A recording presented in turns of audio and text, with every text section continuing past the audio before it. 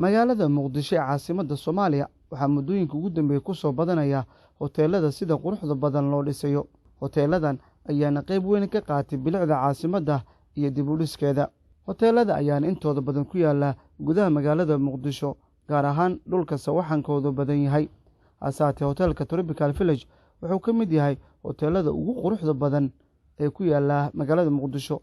Hoteelkan ayaana si gaar ah ugu yaala degmada Dayniile, gaar ahaan dhul bannaan oo ku yaala taagga sare ee degmadaasi. Waa hoteel indhaqabad leh, si weyn u soo jiidanaya qof walba halkaasi taga.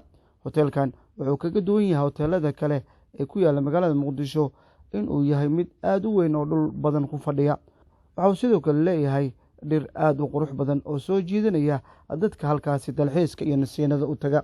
Hoteelka oo sanado badan halkaasi ku dhisnaa ayaa ugu dambeyn lagu sameeyay dayactir, wuxuuna si weyn u soo jiitay indhaha dadka halkaasi taga.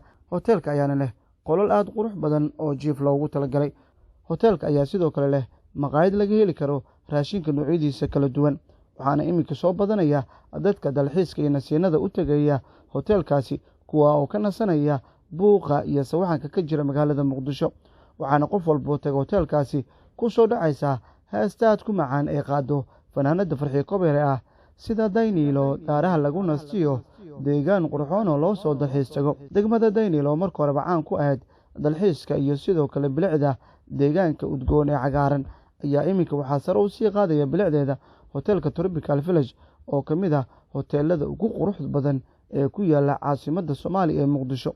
Waxaana hoteelkan qof walba taga aad u jeclaystaa joogitaankiisa iyo inuu dalxiis iyo damaashaad iyo waqtiba ku qaato. Waxaa warbixintan idinla socodsiinaya wariyaha arrimaha bulshada Gacal Ayman.